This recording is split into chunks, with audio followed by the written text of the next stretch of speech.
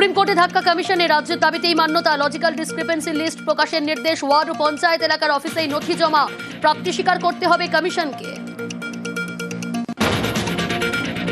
SIR শুনানিতে থাকতে পারবেন বিএলএ, নির্দেশ সুপ্রিম কোর্টের। অথরাইজেশন লেটার সহ ভোটারের প্রতিনিধি হিসেবে থাকার অনুমতি রাজনৈতিক দলের বুথ লেভেল এজেন্টকে। এসআইআর এ নথি হিসেবে নেওয়া যেতে পারে মাধ্যমিকের অ্যাডমিটও।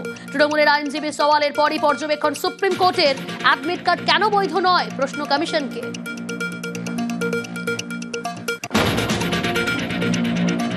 যুক্তিগ্রাহ্য তথ্য বিভ্রাটের নামে হিয়ারিং এ চরম হয়রানি। চক্রান্তের অভিযোগে বারবার সরব মমতা বন্দ্যোপাধ্যায়। সুপ্রিম কোর্টের নির্দেশের পর আরও চড়া সুর তৃণমূলের, পাল্টা তোপ গেরুয়া শিবিরের। বিজেপির এসআইআর এর খেলা শেষ। আজকে কোর্টে হারালাম, এপ্রিলে ভোটে হারাবো।